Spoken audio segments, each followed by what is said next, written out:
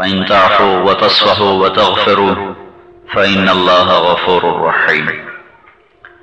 وقال النبي صلى الله تعالى عليه وسلم أعظم النكاح بركة أيسره مؤونة أو كما قال.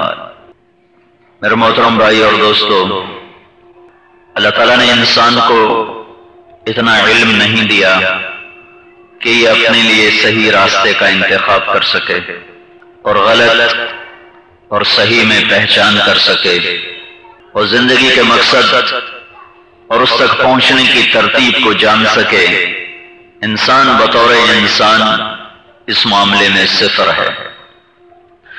اس کو اللہ کا علم مکمل کرتا ہے. اسے انبیاء کی سیرت اور زندگی راستہ دکھاتی ہے. اگر اللہ کا علم اور نبیوں کی زندگی سامنے نہ ہو تو یہ انسان جانور سے بھی بدتر ہے. جیسے اس وقت وہ لوگ جو اللہ کے بتائی ہوئی ترتیب سے ہٹ کر زندگی گزار رہے ہیں، ان کی زندگی جانوروں کی طرح ہے. اور اللہ نے ان کو کہا بھی ہے اولئک کالانعام بل ہم اضل، یہ جانوروں کی طرح ہیں بلکہ جانوروں سے بھی بدتر ہیں.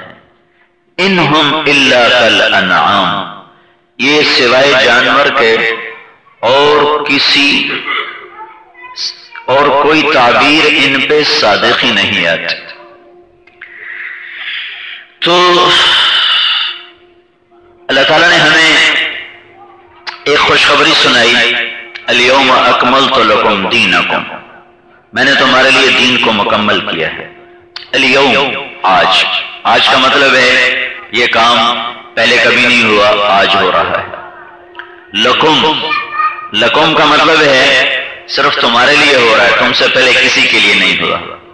اور اتممت علیکم کا مطلب ہے کہ یہ تم سب کے لیے برابر ہے. یہ دنیا کی طرح نہیں ہے کہ اللہ ہر ایک کو ایک جیسی دنیا نہیں دیتا، کوئی کتنا ہی زور لگائے.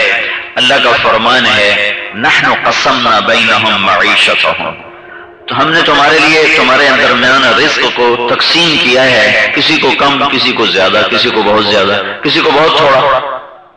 لیکن دین کا معاملہ اس سے جدا ہے کہ اس میں اللہ کا فرمان ہے اتممت علیکم، تم سب پر اللہ نے اپنی دین کی نعمت کو پھیلا دیا ہے. اب تمہاری مرضی ہے، جتنا لینا چاہو تمہیں مل جائے گا. دینے والا دینے میں کوئی کمی نہیں کر رہا، لینے والوں کا اپنا اپنا ظرف ہے. دنیا میں تم بڑا برتن رکھو یا چھوٹا، جتنا اس نے اوپر سے ڈالنا ہے وہ اتنا ہی آئے گا. ما نشاء لمن نريد، جتنا ہم چاہتے ہیں اتنا دیتے ہیں اور جس کو چاہتے ہیں اس کو دیتے ہیں. ہر چاہا بھی پورا نہیں کرتا اور ہر چاہنے والے کو بھی نہیں دیتا. من کان یرید العاجلۃ عجلنا له فیہا ما نشاء لمن نريد، جتنا تم کہتے ہو اتنا نہیں دیتا ہوں، جتنا میں چاہتا ہوں اتنا دیتا ہوں، پھر ہر چاہنے والے کو بھی نہیں دیتا ہوں. لیکن ادھر کہا ہے یہدی الیہ من ینیب، جو مجھ سے ہدایت مانگے گا میں دوں گا. تو یہ دین مکمل ہے. الیوم آج ہوا ہے، پہلے نہیں تھا. 9 تاریخ کو عرفات کے میدان میں اللہ تعالیٰ نے عصر کے قریب اس آیت کو اتار کر اس امت کو خوشخبری سنائی کہ تمہارے پاس مکمل ضابطہ حیات آ گیا. اس میں ایک عمومی تقسیم کرو تو 2 حصے بنتے ہیں. ایک کا تعلق اللہ سے ہے جس کو عبادت کہتے ہیں، ایک کا تعلق انسان سے ہے جس کو اخلاق کہتے ہیں. سارا دین ایک اور عام معروف تقسیم ہے، حقوق اللہ، حقوق العباد. کچھ اللہ کا حق ہے، کچھ بندوں کا حق ہے. اللہ کے حق کو عبادت کہتے ہیں اور بندوں کے حق کو اخلاق کہتے ہیں. تو اللہ تعالیٰ نے اعلان کیا کہ میں نے تمہارے لیے دین کو مکمل کر دیا ہے. اللہ سے کیسے جڑنا ہے اس کا طریقہ بتایا ہے کہ اللہ سے جڑنے کا طریقہ وہ اس کی اطاعت ہے اور اس کی بندگی ہے. عبادات انسان کو اللہ سے جوڑنے کا ذریعہ ہے. اور بندے اور رب کا جو تعلق گہرا ہوتا ہے وہ نماز کے ذریعے سے ہوتا ہے. الصلاۃ صلۃ بین العبد وربہ، نماز انسان کو اللہ سے ملا دیتی ہے. اور قسمت الصلاۃ بینی و بین عبدی، نماز میرے اور میرے بندے کے درمیان تقسیم ہے اور اللہ اور بندے کا مکالمہ ہے. حضرت علی کا فرمان ہے جب میں اللہ سے بات کرنے کا ارادہ کرتا ہوں تو میں نماز پڑھتا ہوں کہ میرے اللہ سے میری بات ہوتی ہے، اور جب میرا دل ہو کہ اللہ مجھ سے بات کرے تو میں قرآن پڑھتا ہوں کہ قرآن پڑھنا ایسا جیسے اللہ مجھ سے ہم کلام ہو، کلام اللہ ہے. تو بھائیو اس دین کے دو حصے ہیں، ایک حصہ عبادت سے متعلق، اللہ سے متعلق، جس کو عبادت کہتے ہیں. اس میں نماز ہے، روزہ ہے، حج ہے، زکوٰۃ ہے، تلاوت ہے، ذکر ہے، تہجد ہے، یہ سارے اللہ کے حقوق میں ہیں. جس معاشرے میں عبادت نہ ہو اس معاشرے کی بنیاد کوئی نہیں، اور جہاں بنیاد نہ ہو وہاں عمارت نہیں بن سکتی. عمارت بنانے کے لیے سب سے پہلا کام ہے کہ بنیاد کو کھودا جائے. ایسے ہی اسلام کو زندگیوں میں لانے کے لیے سب سے پہلا کام ہے کہ عبادات کو زندہ کیا جائے، جس میں ایمان 24 گھنٹے کی عبادت ہے، نماز 5 وقت کی عبادت ہے، روزہ 30 دن کی عبادت ہے، حج 1 دفعہ کی عبادت ہے، زکوٰۃ سال میں 1 دفعہ کی عبادت ہے. یہ مالداروں کے لیے ہے. پہلے آخری 2 کام، پہلے 3 کام سارے مرد عورتوں پر فرض ہیں. 24 گھنٹے ایمان فرض ہے، 5 وقت نماز فرض ہے، 30 دن کے روزے فرض ہیں. یہ تو سب کے لیے. زکوٰۃ حج مالداروں کے لیے. یہ ہو گیا عبادات جس سے میں اللہ سے جڑتا ہوں. اگر یہ عبادات نہیں ہے تو یہ معاشرہ غیر اسلامی کہلاتا ہے. اس معاشرے پر شرعی قوانین نافذ بھی ہو جائیں تو یہ انکار کر دیں گے، بنیاد کوئی نہیں. میں مدینہ میں تھا، ایک نوجوان میرے پاس آیا، میرے پاس آ کے رونے لگا، کہنے لگا میری کوئی بخشش ہے؟ کیا ہوا؟ کہ میں نے 10 سال مدینے میں بغیر وضو کے نماز پڑھی ہے، حکومت کی نماز. چونکہ سعودی حکومت کی سختی ہے کہ نماز کے لیے دکانیں بند کرو، نماز کو چلو. کہ میں 10 سال بغیر وضو کے نماز پڑھتا رہا مدینے میں، میری بخشش ہے. یہ حکومت کے ڈر کی نماز.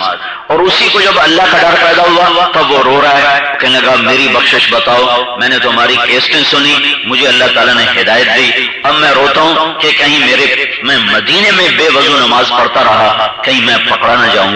تو جب زبردستی لوگوں کو دین پہ لایا جاتا ہے تو پھر مدینے میں رہنے والے مسجد نبوی میں جا کر بغیر وضو کے نمازیں پڑھتے ہیں. تو بنیاد ہر انسان ذاتی محنت سے بناتا ہے، اس کے بغیر بنیاد بنتی نہیں. یہ تو ایک حصہ ہوا. اس وقت کا موضوع دوسرا ہے، لیکن پہلے کی تکمیل کے بغیر دوسرا موضوع بن ہی نہیں سکتا. بنیاد نہ ہو تو گھر کیسے بنے، مسجد کیسے بنے، ہال کیسے بنے، کمرہ کیسے بنے؟ تو بھائیو عبادات ہماری بنیاد ہیں. جو مرد جو عورت اپنی زندگی سے عبادت کو خارج کر دیتا ہے وہ بے بنیاد ہے، وہ کٹی پتنگ ہے، اور اللہ کے نزدیک اس کی قیمت خس و خاشاک سے زیادہ نہیں ہے. بے حیثیت ہے اللہ کی. جو ماتھا اللہ کے دربار میں سجدہ سے باغی ہے اور اللہ کے سامنے سر جھکانے سے وہ قاصر ہے، تو اللہ کی نظر میں اس کی قیمت جانور سے بھی گری ہوئی ہے کہ جانور تو اللہ کو یاد کرتا ہے. کل قد علم صلاتہ و تسبیحہ، ہر شے تیرے رب کی نماز پڑھتی ہے. اب دوسرا حصہ ہے جس کو اخلاق کہتے ہیں، جس کو معاملات کہتے ہیں، جس کو حقوق اللہ کہتے ہیں. دین شروع ہوتا ہے عبادت سے اور مکمل ہوتا ہے اچھے اخلاق پر. دین کی ابتدا ہے عبادت اور انتہا ہے اچھے اخلاق. بنی الاسلام علی خمس، بنیا کا لفظ بتاتا ہے کہ دین عبادت سے شروع ہوتا ہے. یہ مکمل کہاں پر ہوتا ہے؟ انما بعثت لاتمم مکارم الاخلاق، مجھے اللہ نے بھیجا ہے کہ میں تمہارے اخلاق کو مکمل کروں. بعثت لاتمم، اتمم کا لفظ بتاتا ہے کہ دین مکمل ہوتا ہے اچھے اخلاق پر. اچھے اخلاق پر جا کر دین مکمل ہوتا ہے.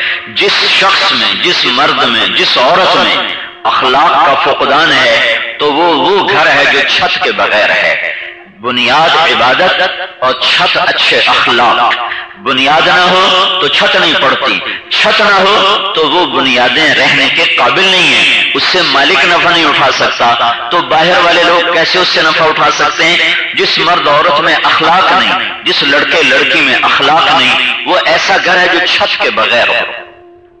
اسلام کا سارا حسن اس کے اخلاق میں چھپا ہوا ہے۔ ایمان اندر کی چیز، روزہ اندر کی چیز، نماز مسجد کی چیز، تہجد راتوں کے اندھیرے کی چیز، زکوٰۃ مسلمان کو دی چپکے سے، حج بیت اللہ میں جا کے کیا۔ جو چیز میرا تاثر قائم کرتی ہے لوگوں میں وہ عبادت نہیں، وہ اخلاق ہیں، وہ معاملات ہیں۔ میں اخلاق و معاملات سے سارے عالم کو اسلام کا تعارف کروا سکتا ہوں، اپنے میٹھے بول سے، اپنے عالی ظرف ہونے سے، اپنے اچھے اخلاق سے میں لوگوں کے دلوں میں اسلام کے لیے ایک خوبصورت مقام بنا سکتا ہوں اور اسلام کی دعوت عملی طور پر دے سکتا ہوں، اور اپنے معاشرے میں بھی میں ایک خوبصورت مقام پیدا کر سکتا ہوں۔ اور اگر اخلاق نہ ہو تو یہ سارے کا سارا جو نظام ہے، یہ سارا اس کا سارا جو ڈھانچہ یہ دھڑام زمین پہ گرتا ہے۔ تو اخلاق پر جا کر میرے بھائیو دین مکمل ہوتا ہے۔ ہمارے معاشرے میں عبادت تو کچھ ہے، اخلاق نام کی چیز ملتی ہی کوئی نہیں، اور جو تقریروں کا بھی زور اور رخ ہے وہ صرف نماز اور روزہ اور حج اور زکوٰۃ اور اسی کے گرد تقریریں گھومتی ہیں، لیکن معاملات اور اخلاق اور درگزر اور معاف کرنا اور جھک جانا اور سہ جانا اور پی جانا، اس پر نہ کوئی بات کرتا ہے، نہ کوئی سنتا ہے، نہ کوئی سناتا ہے، نہ اسے دین کا حصہ سمجھا جاتا ہے۔ میرے بھائیو، کسی بھی مرد عورت، کسی بھی لڑکے لڑکی کی، کسی بھی امیر و امیرن، غریب و غریبن کی زندگی کی تکمیل اس کے عالی اخلاق سے ہے، اس کے درگزر کرنے سے ہے، اس کے سہ جانے پی جانے سے ہے۔ تو دین کی ابتدا ہوئی عبادت، انتہا ہوئی اچھے اخلاق۔ اچھے اخلاق بہت بڑا باب ہے۔ اللہ کے نبی نے فرمایا اچھے اخلاق کی 360 اقسام ہیں، کوئی ایک صفت کسی کو نصیب ہو گئی تو اللہ اس کو جنت میں ڈال دے گا۔ ابو بکر رضی اللہ تعالیٰ عنہ سامنے بیٹھے تھے، وہ پوچھنے کے یا رسول اللہ ان 360 میں میرے اندر کچھ ہے؟ تو اللہ کے نبی نے فرمایا تیرے اندر اللہ نے پورا بھر دیا ہے، سارے 360 پورے ہیں تیرے اندر پورے ہیں۔ وہ سارے جو مکارم اخلاق ہیں ان کو اللہ کے نبی نے 3 جملوں میں بیان کیا ہے۔ تصل من قطعک، جو توڑے اس سے جوڑو، جوڑنے والے سے جوڑنا نہیں، توڑنے والے سے جوڑو۔ وتعطی من حرمک، جو تمہیں تمہارے حق سے محروم کرے تم اسے اس کا حق ادا کرو۔ وتعفو عن من ظلمک، جو زیادتی کرے اسے معاف کر دو۔ یہ اخلاق کی چوٹی ہے، یہ اخلاق کی انتہا ہے۔ پھر ان مکارم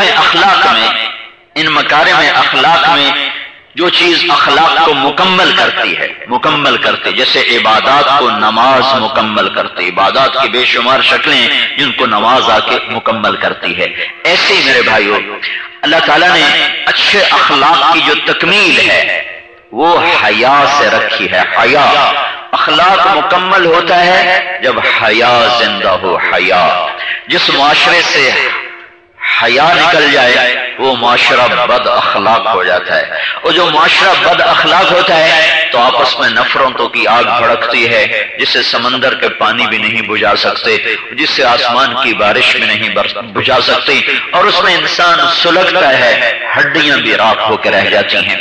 تو اچھے اخلاق سے ایمان مکمل ہوتا ہے، اور ایمان اور اچھے اخلاق حیا سے مکمل ہوتے ہیں۔ میں پھر اپنی بات کو، دین شروع ہوتا ہے عبادت سے، عبادت نہ ہو تو دین کوئی نہیں۔ مکمل ہوتا ہے اچھے اخلاق پر، اخلاق نہ ہو تو چھت کوئی نہیں، چھت نہ ہو تو اس گھر کو کیا کرے گا؟ چاٹے گا۔ تو دین شروع ہوا عبادت سے، مکمل ہوا اخلاق پر، اور اخلاق مکمل ہوتے ہیں حیا پر۔ حیا، اخلاق کی تکمیل حیا کے ساتھ، اور حیا کی تکمیل نکاح کے ساتھ ہے۔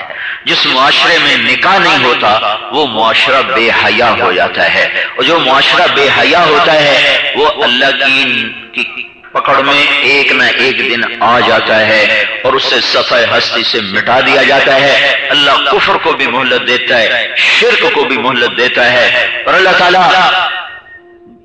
سب سے بڑا جرم ہے اس کی ذات میں شریک ٹھہرانا، اس سے بھی درگزر کرتا رہتا ہے۔ منافقت دنیا کا سب سے بڑا کفر ہے، اللہ اس کو بھی مہلت دیتا رہتا ہے، لیکن دنیا کی تاریخ یہ بتاتی ہے کہ بے حیا قوموں کو اللہ نے بہت کم مہلت دی، پھر انہیں اللہ تعالیٰ نے مسل دیا، مٹا دیا، تباہ و برباد کیا۔ تو جس قوم سے نکاح نکل جاتا ہے وہ قوم بے حیا ہو جاتی ہے، اور جب بے حیائی آتی ہے تو سارا دین نکل جاتا ہے اور اللہ کے عذاب کے کوڑے ان پر برسنا شروع ہوتے ہیں۔ معاشرے میں حیا نکاح سے باقی رہتا ہے، جتنا نکاح آسان ہوگا معاشرے میں زنا مشکل ہوگا، جتنا نکاح مشکل ہوگا اتنا زنا آسان ہوگا۔ جب زنا ہوتا ہے تو نسل بگڑ جاتی ہے، نسلیں برباد ہو جاتی ہیں، پھر ان قوموں سے اللہ زندہ رہنے کا حق واپس لے لیتا ہے اور زمین کا نیچے ان کے لیے پھر بہتر کر دیا جاتا ہے زمین کے اوپر سے۔ تو میرے بھائیو، اسلام عبادت سے شروع ہوتا ہے، اخلاق پہ مکمل ہوتا ہے، اخلاق حیا سے مکمل ہوتے ہیں اور حیا نکاح سے مکمل ہوتا ہے۔ ہم ایک نکاح کی تقریب میں صرف نکاح کی بات نہیں کی، میں نے آپ کے سامنے پورے دین کی ایک مختصر ترتیب رکھی ہے۔ اس دین میں ایک حصہ عبادت حقوق اللہ، ایک حصہ اخلاق حقوق العباد، اس حقوق العباد میں ایک نکاح ہے جس کو اللہ کے نبی نے خود کر کے دکھایا۔ اللہ نے ارشاد فرمایا فَانْكِحُوا مَا طَابَ لَكُمْ، یہاں طابہ کا لفظ، اور ایک جگہ اللہ تعالیٰ فرماتا ہے وَلَا أَن تَبَدَّلَ بِهِنَّ مِنْ أَزْوَاجٍ وَلَوْ أَعْجَبَكَ حُسْنُهُنَّ، جہاں ظاہری شکل و صورت کی کشش ہو اس کے لیے عربی میں اعجاب کا لفظ ہے، اعجاب، اور جہاں صفات کا تاثر ہو اس کے لیے طیبہ کا لفظ ہے، طاب۔ تو جب اللہ تعالیٰ نے اب ایک جگہ اللہ نے اپنے نبی سے فرمایا کہ میرے نبی بس یہی تیری بیویاں ہیں، تو اس کے علاوہ اب کوئی نکاح نہیں کر سکتا، چاہے کسی عورت کا حسن تجھے کتنا ہی بھا جائے، وَلَوْ أَعْجَبَكَ حُسْنُهُنَّ، چاہے کتنا ہی حسن ہو، اب یہی تیری بیویاں ہیں، اس کے علاوہ نہیں۔ جب شادی کرنے کا حکم دیا اللہ نے فَانْكِحُوا، نکاح کرو، تو کہا مَا طَابَ لَكُمْ، یہاں شکل صورت کو ذکر نہیں کیا، یہاں طابہ کا لفظ ہے، طابہ طیبہ، خوشبو، خوشبو دیکھی نہیں جاتی، خوشبو محسوس کی جاتی ہے، خوشبو دیکھنے کی چیز نہیں، خوشبو احساسات کی چیز ہے جسے محسوس کیا جاتا ہے۔ تو میرے اللہ کا فرمان ہے اس طابہ کے لفظ میں اشارہ ہے شکل صورت نہ دیکھو، صفات دیکھو، اور ایک حدیث اس کو واضح کرتی ہے تُنْكَحُ الْمَرْأَةُ لِحُسْنِهَا وَلِحَسَبِهَا وَلِمَالِهَا وَلِدِينِهَا فَاظْفَرْ بِذَاتِ الدِّينِ تَرِبَتْ يَدَاكَ، اللہ کے نبی نے فرمایا عورت سے شادی کی جاتی ہے اس کی شکل و صورت کی وجہ سے، اس کے حسب نسب کی وجہ سے، اس کے مال کی وجہ سے۔ تو میں تمہیں نصیحت کرتا ہوں تم نہ شکل صورت دیکھو، نہ حسب نسب دیکھو، نہ مال دیکھو، فَاظْفَرْ بِذَاتِ الدِّينِ، تم دیندار دیکھو، تم دیندار دیکھو، ہمیشہ خوش رہو گے، ہمیشہ خوشحال رہو گے۔ کہ شکل صورت چند دن کی بہار ہوتی ہے پھر خزاں ہے، شکل و صورت جوانی چند دن کا ساتھ ہے، پھر اس کے بعد ایک لازوال عہد خزاں اس کے ساتھ لگ جاتا ہے، پھر اسے لوٹ کے واپس نہیں آنا ہوتا۔ ساری دنیا کی دوائیاں اور ٹیکے اور میک اپ اور ٹیبلٹ اور یہ پلاسٹک سرجریاں یہ بیکار ہو جاتی ہیں اور شکلیں نہیں بدلتی۔ بڑھاپے کا جب آ کر تانا بانا چہرے پر جسم پر مکڑی کے جالے کی طرح پھیلتا ہے تو دنیا کی کوئی چیز جوانی کو واپس نہیں لوٹا سکتی۔ تو ما طاب لکم، میرے رب نے ایک لفظ کے ذریعے سے اشارہ کر کے بتایا ہے کہ شکلیں کچھ عرصہ کام دیتی ہیں اور صفات موت تک کام دیتی ہیں۔ تو جب شادی کرو تو صفات ڈھونڈنا، صفات کہ صفات کے ساتھ گزر ہو جاتا ہے، صفات نہ ہو تو شکل نو چٹنا ہے، جو تم بولنا دا ولی نہ ہوئے تو شکل نو کتھو تائیں اس چٹنا، آخری طلاق ہو جاتی ہے۔ طلاق نہ ہو تو گھر اجڑ جاتے ہیں، چاہے مرد ہو چاہے عورت ہو۔ حسن و جمال ایک بڑی عارضی چیز ہے، صفات بڑی پائیدار چیز ہیں۔ تو میرے بھائیو اللہ تعالیٰ یوں کہہ رہا ما طاب لکم، کیسے شادی ہونی چاہیے، کیسا رشتہ ڈھونڈنا چاہیے؟ جہاں خوشبو ہو، کس چیز کی؟ عادات، صفات، خصائل اور جس کے اندر عالی اخلاق ہوں، جس کے اندر خوبصورت ایمانی صفات ہوں، ایسا لڑکا تلاش کرو، ایسی لڑکی تلاش کرو۔ یہ نہ دیکھو لڑکا کیا کرتا ہے، یہ دیکھو لڑکا کیسا ہے، لڑکا کیسا ہے۔ ہمارا زمیندارہ ماحول ہے تو ہمارے ہاں کہتے ہیں شادی ہو نا کتنے مربع زمین، آپ لوگ دکاندار ہو تاجر ہو تو آپ کہتے ہو کی کاروبار ہے، کی کاروبار ہے۔ یہ کوئی نہیں پوچھتا کہ لڑکا کیسا ہے، اخلاق کیسے ہیں۔ زندگی تو اخلاق سے گزرنی ہے، زیور کو چاٹے گا، کوٹھیوں گاڑیوں کو چاٹے گی لڑکی۔ اگر لڑکی کے اخلاق اچھے نہیں یا لڑکے کے اخلاق اچھے نہیں تو آگ لگ جائے گا۔ سونے چاندی سے کوئی تسکین نہیں، گاڑیوں سے کوئی راحت نہیں۔ زبان کا میٹھا بول ہے جو اندھیرے میں چراغ بن جاتا ہے، اور زبان کا تیز بول ہے جو جلتے چراغ بجھا کے زندگی کو تاریک کر دیتا ہے۔ تو چونکہ ماں باپ نے سکھایا نہیں ہوتا اولاد کو زبان پہ قابو رکھنا اور تواضع سکھانا اور عاجزی سکھانا اور اخلاق سکھانا، ماں باپ کو خود ہوش نہیں ہے تو انہیں اولاد کو کیا سکھانا؟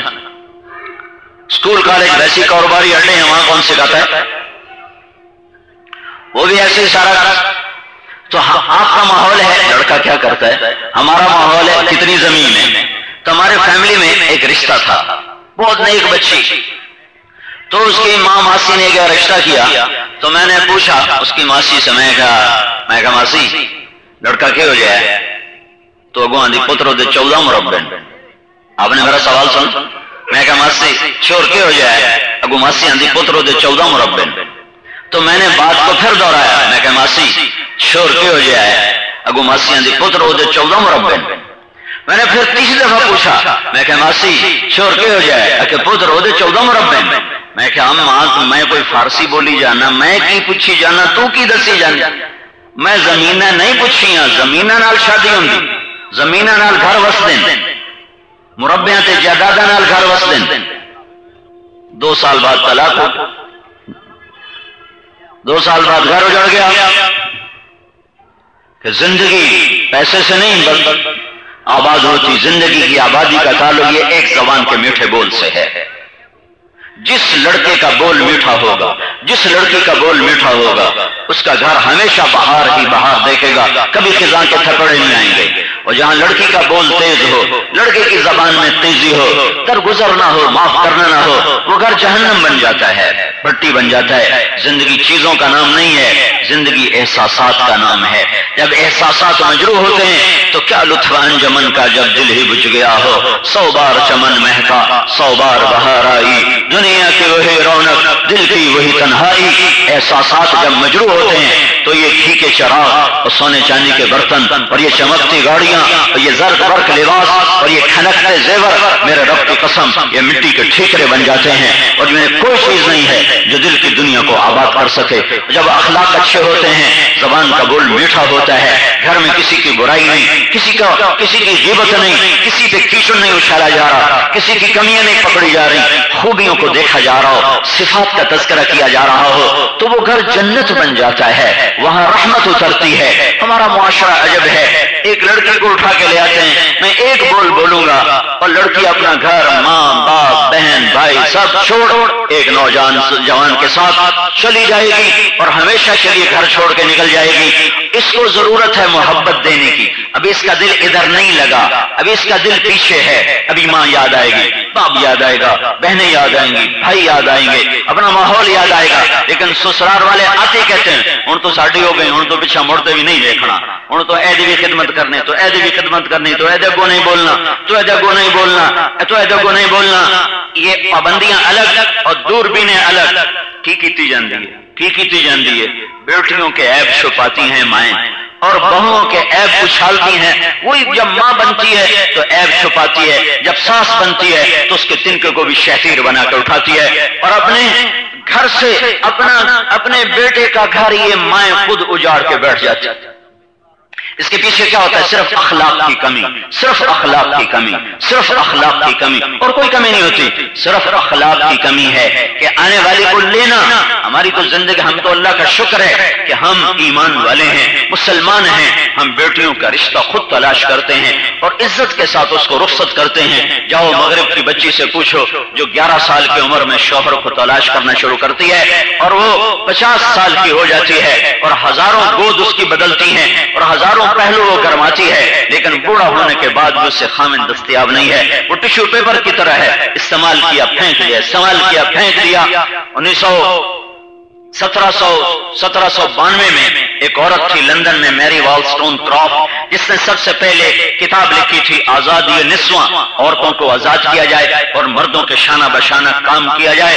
مغرب کی تہذیب مشرق جیسی تھی 200 سال پہلے، پھر وہاں کا وہ مغرب کو عروج ملا، طاقت آئی، دین تھا نہیں، روشنی نہیں تھی، اندھیرا تھا، شیطان نے چکر دیا، عورت کو گھر سے نکال کے اس نے بازار کی چیز بنایا۔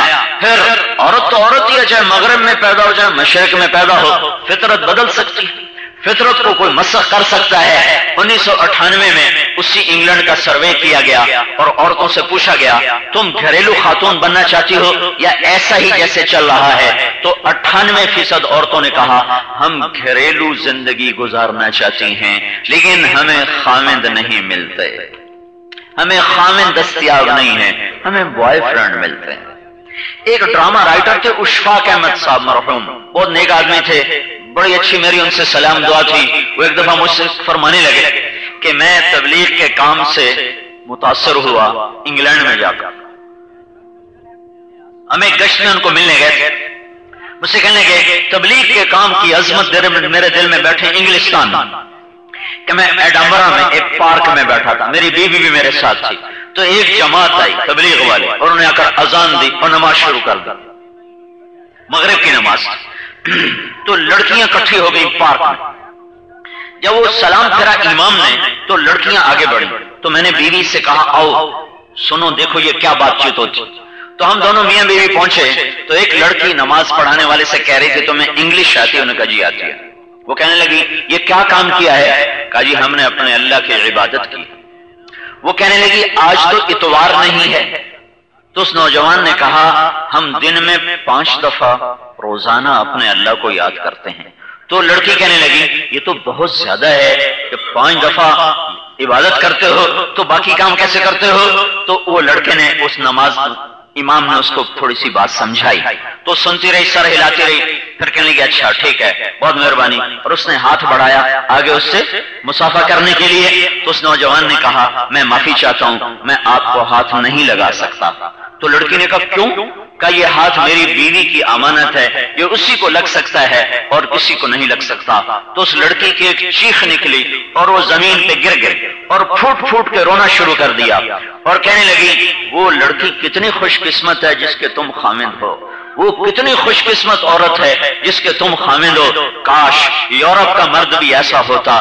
پھر اپنے آنسو پوچھتی ہوئی اٹھ کے چلی تو ساتھ دوسری لڑکیاں بھی چلی گئیں۔ تو اشفاق مرحوم کہنے لگے میں نے اپنی بیوی سے کہا بانو آج وہ تبلیغ ہوئی ہے جو لاکھوں کتابیں چھاپنے سے بھی نہ ہوتی، جو یہ نوجوان اپنے ایک عمل سے کر کے دکھا گیا۔ تو میرے بھائیو ہم تو خوش قسمت ہیں، ہماری بچیاں خوش قسمت ہیں کہ ان کے لیے ماں باپ پریشان ہوتے ہیں، جس گھر میں ان کی ڈولی اترتی ہے اسی گھر سے ان کے جنازے اٹھتے ہیں۔ یہ عام ریت ہے، باقی طلاق ایک اللہ نے شرعی حق رکھا ہے وہ بھی ہو جاتی ہے، لیکن عام ریت یہی ہے جہاں ڈولی اترتی ہے وہیں سے جنازے اٹھتے ہیں۔ گھٹ گھٹ کے مر جانا مشرق کی عورت کی تہذیب ہے اور عام طور پر عورت ہی پستی ہے اور عورت ہی مظلوم ہوتی ہے، چاہے مغرب ہو چاہے مشرق ہو۔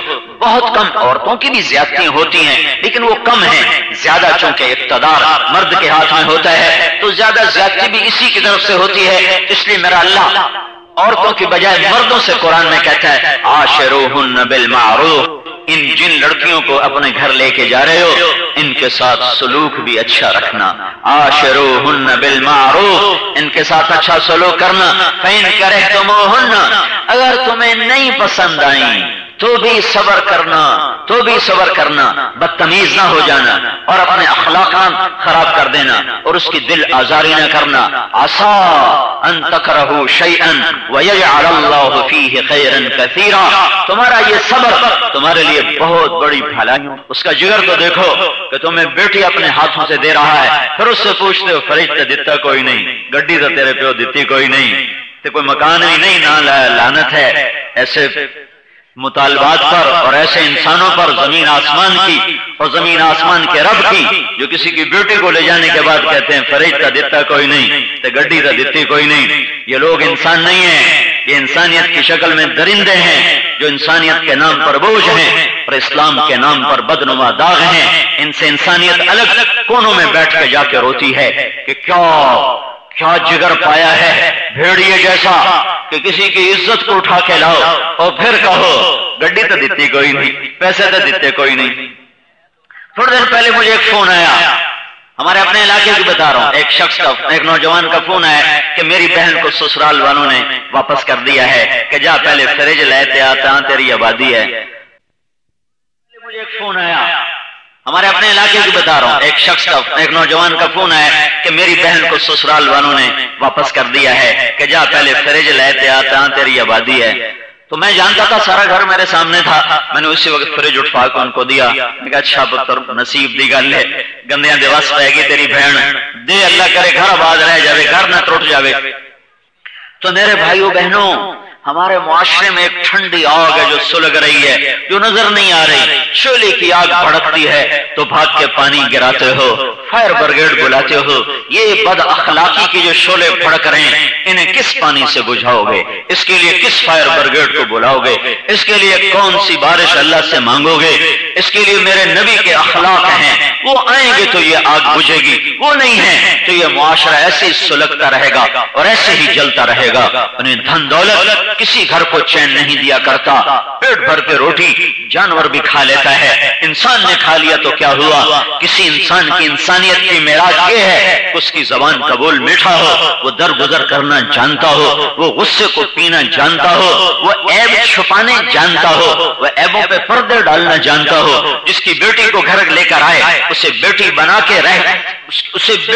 کے رکھنا جانتا ہو، اسے اسی طرح سلوک دے جس کو اپنے پیٹ سے جنا، اسے بھی ویسے ہی سمجھے جس کو دو بول پہ لے کر لایا ہے۔ یہ اخلاق جس گھر میں ہوں گے وہ گھر اللہ کا محبوب ترین گھر ہوگا، وہ گھر جنت کا نظارہ ہوگا۔ میرے بھائی، اس کے باوجود انسان ہے، کھٹ پٹ بھی ہوتی ہے، اختلاف بھی ہوتا ہے، توڑ پھوڑ بھی ہوتی ہے۔ تو اللہ نے ایک آیت میں گھر کی آبادی کا ہمیں نقشہ سمجھایا اور بتایا ہے۔ میرے رب کا فرمان ہے، اے ایمان والو، یا ایھا الذین آمنوا ان من ازواجکم و اولادکم عدوا لکم، میاں بیوی بچوں میں کھٹ پٹ ہو جائے گی، عدوا لکم، عدوکم کی بجائے عدو کو الگ ذکر کیا ہے، لکم کو الگ ذکر کیا ہے۔ یہ بات بتانے کے لیے کہ یہ معاملہ چھوٹا ہے، کوئی بڑا نہیں ہے اور یہ ہو جاتا ہے، اسے جنت میں مٹایا جائے گا، دنیا میں نہیں مٹ سکتا، دبایا جا سکتا ہے، اسے چھپایا جا سکتا ہے، اسے ختم نہیں کیا جا سکتا۔ کہ انسان کے مزاج میں تیزی بھی ہے، آگ بھی ہے، غصہ مرد کو بھی آ جاتا ہے، عورت کو بھی آ جاتا ہے۔ جب ایک کو غصہ آئے دوسرا چپ کر جائے، دوسرے کو غصہ آئے پہلا چپ کر جائے، کمیاں دیکھنے کی بجائے اچھائیاں دیکھو تو پھر بہار ہی بہار ہے۔ اگر برائیاں دیکھنے شروع کر دو تو لوگوں نے نبیوں کو معاف نہیں کیا۔ ذوالخویسرہ تمیمی کھڑا ہو کر کہنے لگا، یا رسول اللہ، یہ آپ نے غلط تقسیم کی ہے۔ اللہ اکبر۔ خالد بن اللہ کے نبی کا رنگ فک ہو گیا کہ اگر میں غلط ہوں تو پھر ٹھیک کون ہے؟ تو خالد بن ولید کہنے لگے، یا رسول اللہ، اجازت ہے میں اس کمبخت کی گردن اڑا دوں؟ کہ نہیں، میں نے اسے فجر کی نماز پڑھتے دیکھا ہے۔ کیا اخلاق ہیں تمہارے نبی کے۔ انہیں کوئی منافق تھا تو کہ یا رسول اللہ، تو منافق ہے، اس کی نماز اسے کیا نفع دے گی؟ کہ میں دل چیر کے دیکھنے کا مجاز نہیں ہوں، دل کا معاملہ اللہ کے سپرد ہے، میں نے اسے دیکھا ہے، یہ فجر پڑھ رہا تھا، میں اس کے ساتھ وہی معاملہ کروں گا جو ایک مسلمان کے ساتھ کیا جاتا ہے۔ تو اگر اعتراض اور پکا دروازہ کھولو تو لوگوں نے نبیوں کو معاف نہیں کیا ہے، اور خوبیاں دیکھو تو کمیاں چھپ جاتی ہیں، خوبیاں دیکھو تو کمیاں چھپ جاتی ہیں، اور کمیوں سے پاک صرف نبی ہوتا ہے اور کوئی نہیں ہوتا ہے۔ تو خوبیاں دیکھنے سے گھر آباد ہے، زبان کا بول میٹھا ہو گھر آباد ہے، درگزر ہو گھر آباد ہے۔ تو میرا اللہ کہہ رہا ہے تم میں کھٹ پٹ تو ہوگی، عدو لکم فاحذروہم، بچاؤ اختیار کرنا ہے، بچاؤ، آگ نہیں بھڑکانی۔ ایک اگر کان میں کہے گا یہ کر رہی تھی، دوسرا کہے گا اے کیتی جاندی آئی، اور وہ تیزی آ رہی تیزی آ رہی، ہائے تنکے کو پہاڑ بناتے ہیں، اور تیرا خامد وہ تو یہ کر رہا تھا، وہ تو یہ کر رہا تھا، وہ تو یہ کر رہی تھی، اس نے یہ کہا، اس نے تو وہ کہا۔ کتنے لوگ ہیں جو لوگوں کو لڑا کے مزہ لیتے ہیں۔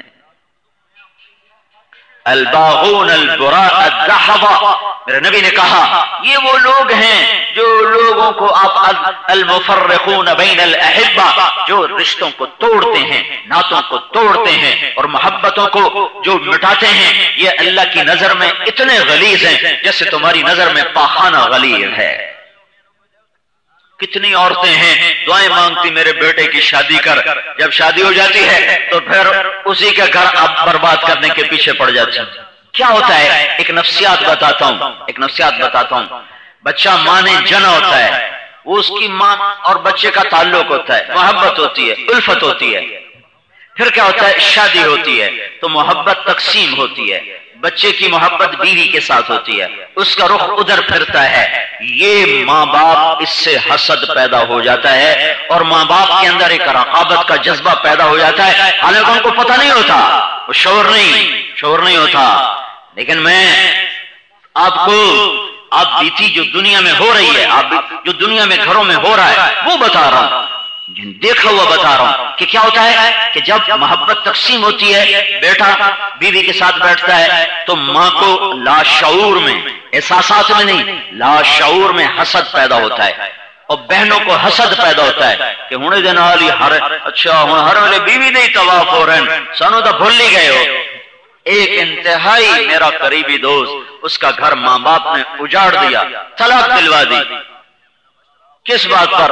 مجھ سے کہنے لگا مولانا جب میری شادی نہیں تھی تو میں کہاں بیٹھا ہوں، کیا کر رہا ہوں، میرے ماں باپ کو ہوش ہی نہیں تھا، میں رات کو 12 بجے آؤں یا 2 بجے آؤں، میرے ماں باپ کو ہوش نہیں تھا، میں ان کے پاس بیٹھا ہوں یا نہیں بیٹھا ہوں، انہیں ہوش نہیں تھا۔ جو ہی میری شادی ہوئی، ماں کہے بس بیوی کے گوڈے کے ساتھ ہی لگا رہتا ہے، ہمارے پاس تو آ کے بیٹھتا نہیں۔ باپ کہے تینوں پالیا، تیرے مگر بڈھے ہو گئے، ہوں تینوں ساڈے چیتے ہی بھول گئے، ہوں اسی تینوں یاد ہی نہیں ہم نے۔ تو میں اتنا میرے ماں باپ نے مجھے زج کیا کہ میں نے کہا اے پیجے کاغذ، آنکھوں میں طلاق دینا، دلوا دی۔ یہ آج کے حقائق ہیں، روزمرہ کے واقعات سنا رہا ہوں، کوئی پچھلی گزرے ہوئے واقعات نہیں سنا رہا ہوں۔ اس کے پیچھے ایک رقابت ہوتی، ایک حسد ہوتا ہے، وہ حسد نہ زبان پہ آتا ہے نہ وہ لاشعور میں ہوتا ہے۔ محبت تقسیم ہوتی ہے تو ایک لاشعوری جذبہ بیدار ہوتا ہے، اس سے پھر یہ کرتی ہے، یہ نہیں کیا، وہ نہیں کیا، یہ صاف نہیں کیا، وہ صاف نہیں کیا، یہ باتیں نہیں ہوتی، اندر میں لاشعور میں ایک خلا پیدا ہو چکا ہوتا ہے، وہ محبت کو دوسری طرف جاتا دیکھتے ہوئے برداشت نہیں ہوتا ہے۔ یہاں لڑکے کی ذمہ داری ہے کہ ماں باپ کے حقوق بھی پورے رکھے، بیوی کا حق بھی پورا دے۔ میرے ذمہ ہے میرے ماں کی خدمت، میری بیوی کی ذمہ نہیں ہے کہ میری ماں کی خدمت کرے۔ ہاں اس کا احسان ہے، اس کی نیکی ہے کہ وہ میری ماں کی خدمت کرے، میرے ذمہ ہے میں اپنی ماں کی خدمت کروں۔ میری بیوی کی ذمہ نہیں ہے کہ میں اسے اپنی ماں کا خدمت گزار بنا دوں اور اسے ماں کا نوکر بنا دوں، میرے ذمہ ہے۔ ہمارے نبی گئے جنت میں تو آپ نے قرآن کی تلاوت سنی، جنت قرآن کی تلاوت، تو آپ نے کہا یہ کون تلاوت کر رہا ہے؟ کہا جی نعمان۔ تو آپ نے کہا نعمان تو حالی مریا کوئی نہیں، حالی تو دنیا بیٹھا ہے مدینے، تو تلاوت جنت میں کیسے؟ کہا یا رسول اللہ ماں باپ کا ایسا فرما بردار، ماں باپ تو مر گئے تھے، ماں کا ایسا فرما بردار ہے کہ جب وہ مدینے میں بیٹھ کے قرآن کھولتا ہے تو اللہ ساری جنت اس کی تلاوت سناتا ہے۔ دیکھو نا ایک چھوٹا سا حال ہے، اب مرد نیچے ہیں عورتیں اوپر ہیں، ان تک بات پہنچانے کے لیے ہم اتنے بڑے سپیکر کا سہارا لے رہے ہیں، تب آواز جا رہی ہے۔ کہاں 7 آسمان اور کہاں ساتویں آسمان پر جنت اور کہاں عرش معلی اور کہاں مدینے کی زمین۔ نعمان کے پاس کون سا مائکرو سسٹم تھا اور کون سا اس کے پاس ساؤنڈ سسٹم تھا کہ جب وہ قرآن پڑھتا ہے تو ساری جنت میں اس کی تلاوت کی گونج ہے۔ یہ ماں کی خدمت کا صلہ تھا۔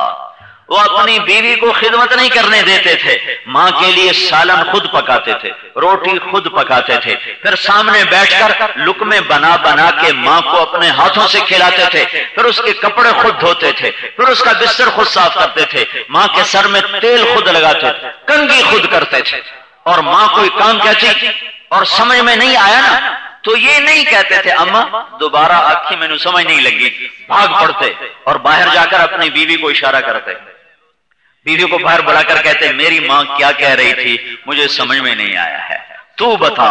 یہ دیکھو نا، سب سے بڑا مقام صحابہ میں ابو بکر صدیق کا ہے، عشرہ مبشر ابو بکر، پھر عمر، پھر عثمان، پھر علی ہیں، پھر طلحہ، پھر زبیر، پھر ابو عبیدہ، پھر سعد، پھر عبد الرحمن بن عوف، پھر سعید بن زید۔ یہ ٹاپ لسٹ کے 10 صحابہ ہیں، یہ تلاوت کرتے، ان کی آواز تو جنت میں نہیں جاتی۔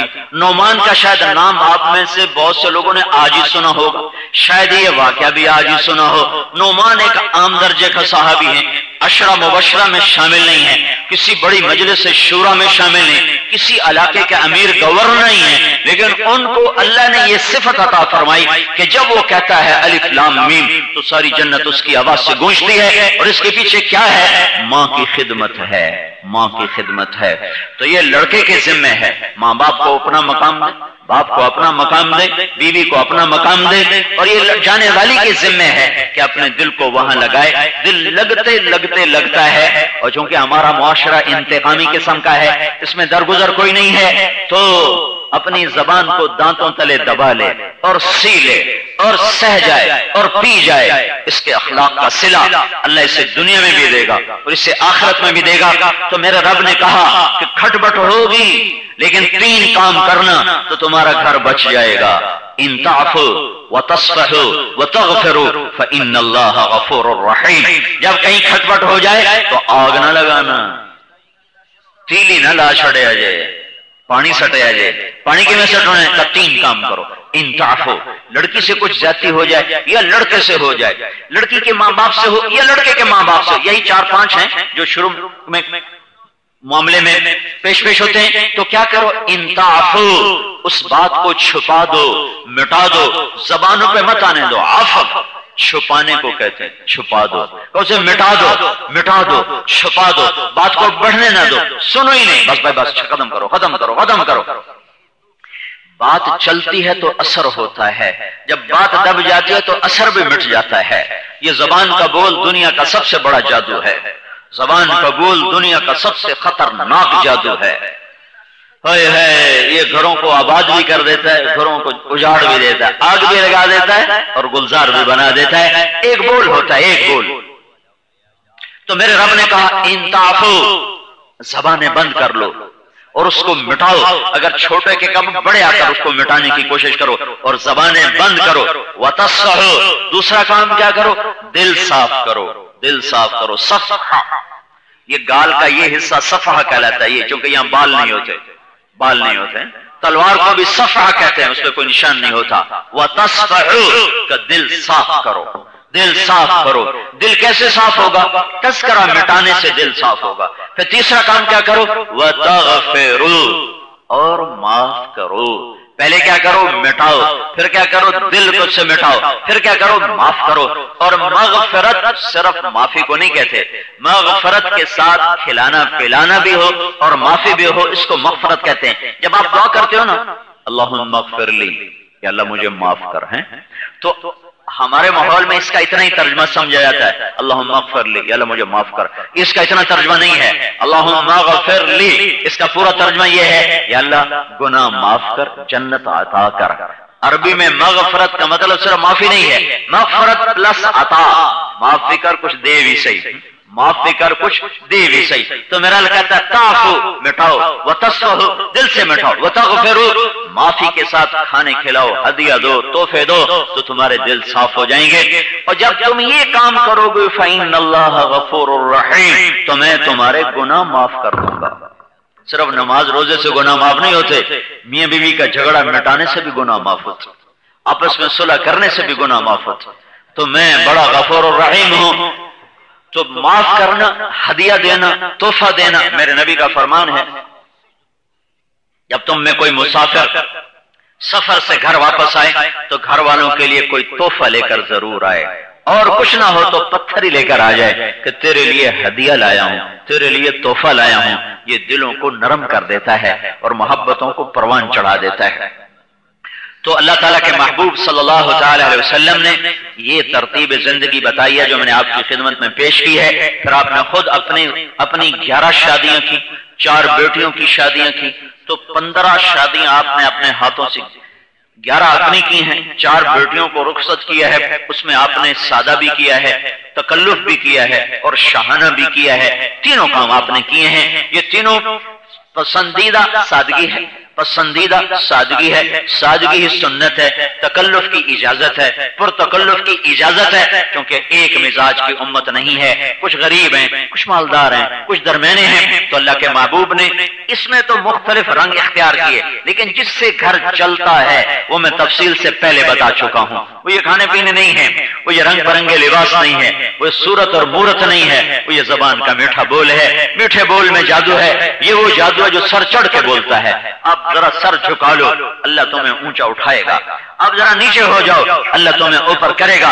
میرے نبی کا فرمان ہے تم نیچے پڑ جاؤ، اگر عزت میں کمی ہو تو میں ضامن ہوں، مجھ سے لے لینا۔ کیوں میں اس سے بڑا ضامن کدو لے آؤں؟ تم لوگ کہتے نک وڈھی گئی، سر نہیں ہو سکتا، گردن کٹ سکتی ہے، جھک نہیں سکتی، ایسے بے وقوف والے جملے ہیں۔ گردن جھکانا سیکھو۔ میرا نبی کہتا ہے اگر عزت میں کمی آئے تو میں ضامن، میں دلاؤں گا۔ کیا مطلب کہ تمہاری عزت کم ہو ہی نہیں سکتی۔ تو یہ تو اصل چیز جو میں نے پہلے بتا دی ہے۔ تو میری ساری بات کا خلاصہ ہے کہ مکمل دین کامیابی کی ضمانت ہے۔ ایک حصہ عبادت ہے جو اللہ سے جوڑتا ہے، ایک حصہ اخلاق ہیں جو بندوں سے جوڑتے ہیں۔ اخلاق سے دین مکمل ہوتا ہے، عبادت سے ابتدا ہے، اخلاق پہ انتہا ہے، اس میں اعلیٰ درجے کی چیز حیا ہے، حیا کے لیے نکاح ہے، اور نکاح کے یہ آداب ہیں کہ آپ کے اخلاق اچھے ہوں، آپ کا بول اچھا ہو، آپ میں درگزر ہو، آپ میں محبت ہو، آپ میں صلہ رحمی ہو، آپ کا گھر آباد ہو۔ حضرت عائشہ رضی اللہ عنہ کی عمر چھوٹی تھی، 9 سال کی عمر میں شادی ہوئی، تو اللہ تعالیٰ کے نبی حضرت عائشہ رضی اللہ تعالیٰ عنہ کے ساتھ لاڈ کرتے تھے۔ حبشے کے لوگ مسجد نبوی میں کھیل رہے تھے، برچھوں کا کھیل تھا، تو ام عائشہ نے کہا میں دیکھنا چاہتی ہوں، میں دیکھنا چاہتی ہوں۔ تو اللہ کے نبی نے یہ نہیں کہا غیر محرم دیکھتی ہے، حرام ہے، تجھے شرم نہیں آتی ہے، تو نبی کی بیوی ہے تو کیا کرتی ہے؟ آپ نے کہا آؤ میں تمہیں دکھاتا ہوں۔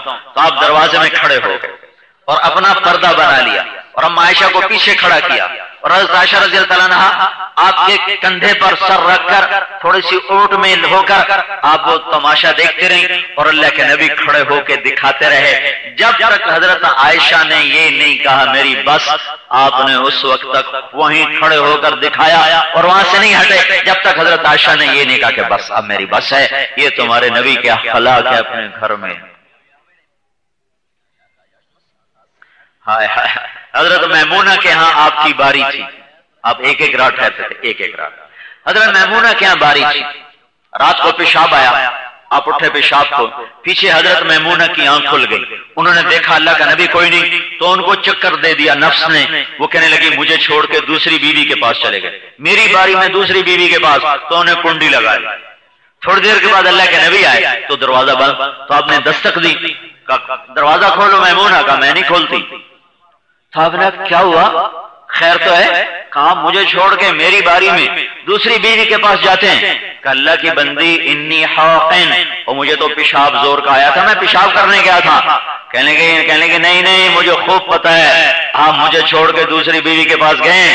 وہ کہنے کے اللہ کی بندی میں اللہ کا رسول ہوں، میں خیانت کر سکتا ہوں؟ پہلے سوکن پنا ایسا غالب آیا کہ خامد کی نسبت یاد رہی، نبی کی نسبت بھول گئی۔ پھر جب اللہ کے نبی نے کہا میں رسول ہوں، میں خیانت کر سکتا ہوں، تو پھر ایک دم ہوش پھر جلدی سے کنڈی کھولی اور اللہ کے نبی مسکراتے ہوئے اندر آئے اور جا کر اپنے بستر پر لیٹ گئے۔ ایک جملہ نہیں کہا، کتنی گالیاں بکتا کوئی ہم میں سے کوئی تیری ماں تیری عزیز عزیز حرام زادیا فلانیا ڈمکاڑیا نکل جا میرے گھر چ.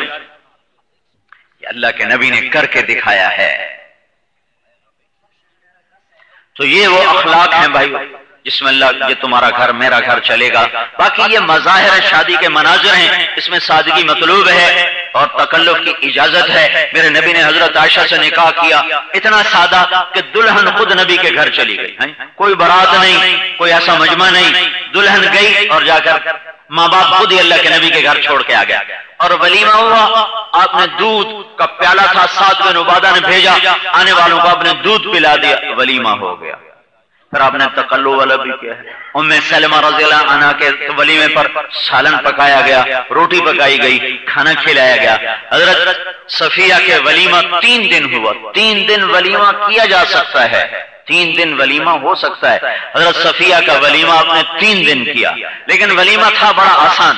آپ فرماتے بھائی اپنی روٹی لے کر میرے دسترخوان پہ آ جاؤ. تو 3 دن یہ ولیمہ ایسا تھا کہ ہر آدمی اپنا کھانا لے کے آتا تھا اور اللہ کے نبی کے دسترخوان پہ کھاتا تھا. یہ کھانا 3 دن ولیمے کے عنوان سے ہوا ہے. تکلف کیا ہے. پھر آپ نے پرتکلف بھی کیا ہے، پرتکلف شاہانہ. وہ حضرت زینب کی شادی پر کیا ہے کہ زینب دنیا کی واحد خاتون ہیں جن کا نکاح اللہ نے پڑھا ہے. مبشر کا نکاح تو میں پڑھاؤں گا جی، آپ کو سارے گواہ ہو، وہ تو قانونی کاروائی ہے کہ یہ گواہ یہ وکیل، آپ سارے وکیل ہو، آپ سارے گواہ ہو، سارے آپ گواہ ہو. گواہ نہ ہو، وکیل نہ ہو اور ایجاب قبول نہ ہو تو نکاح ہوتا ہی نہیں. لڑکی کی طرف سے ایجاب، لڑکے کی طرف سے قبول. اگر یہ ایجاب و قبول کے الفاظ نہ ہو نکاح نہیں ہوتا ہے. یہ حضرت زینب واحد خاتون ہیں جن کا نکاح میرے اللہ نے آسمان سے پڑھایا. اور فلما قضا زید منها وطرا زوجناکها، کوئی ایجاب نہیں، کوئی قبول نہیں، بس میں نے تیرا نکاح کر دیا. اگر لڑکی کہے نہیں تو ختم، لڑکا کہے نہیں تو ختم. ایجاب و قبول ایک لازمی شرط ہے. میں اس پہ ایک لطیفہ سنایا کرتا ہوں، صحیح واقعہ ہوا. ہمارے دوست نے ذمہ دار جو رفاقت، ان کے گاؤں کا لڑکا تھا، چھوٹی عمر میں کلینڈر لگ گیا، بسوں پہ کنڈکٹری میں لگ گیا. تو گزر گئے اس کی جوانی کنڈکٹری میں، تو اس کی شادی ہو رہی. تو مولوی صاحب نے اس سے پوچھا، ہاں بھائی فلانے دی تھی اتنے مارج میں تیرے نکاح دی تو قبول کی تھی؟ تو ساری زندگی بس سے آن دو جان دو کرتا رہا نا، آن دو استاد جی جان دو. تو وہ کہنے لگا جی آن دو آن دو. وہ سمجھے جی میں بس آ رہی ہے. اس کے بھائی نے اس کے کونی ماری، کونی. تو آندا جی جان دو جی میں بس گھنٹوں روپئی. اس نے پھر اس کو کونی ماری. اس شودے نو سمجھ ہی نہیں پئی میں آکھنا کی. پہلے اس کیا آن دو، پھر اس کیا جان دو. پھر جب اس نے دوبارہ تیسری دفعہ کونی ماری، کہ اچھا جی میں سارے دی صلاح ہوئے. تو مولوی صاحب آخر لگے اے سارے دی صلاح دا کام نہیں، تیری صلاح دا کام ہے. تو منہ بول میں قبول کیتا تا جاتے کم بڑھنا. یہ اتنا اہم رکن ہے. لیکن اما زینب کا اللہ نے نکاح کیا، زوجنا کہا چل میرا نبی تیری بیوی ہے، جا چلا جا اس کے پاس، تیرا نکاح ہو گیا. تو یہ ایسا عظیم الشان نکاح ہوا ہے کہ ایسا کبھی ہوا ہی نہیں ہے. تو اللہ کے محبوب کی یہ خصوصیت ہے. تو حضرت زینب نے کہا یا رسول اللہ یہ ولیمہ ہوگا عظیم الشان. تو اس پر بکرا ذبح کیا گیا، اس کا گوشت پکایا گیا اور میرے نبی نے خود بیٹھ کے کھلایا اور سارے مدینے نے یہ ولیمہ کھایا ہے. اور مدینے کی آبادی کوئی 3-4 ہزار کے قریب تھی. سارا مدینہ اس ولیمے میں شریک تھا.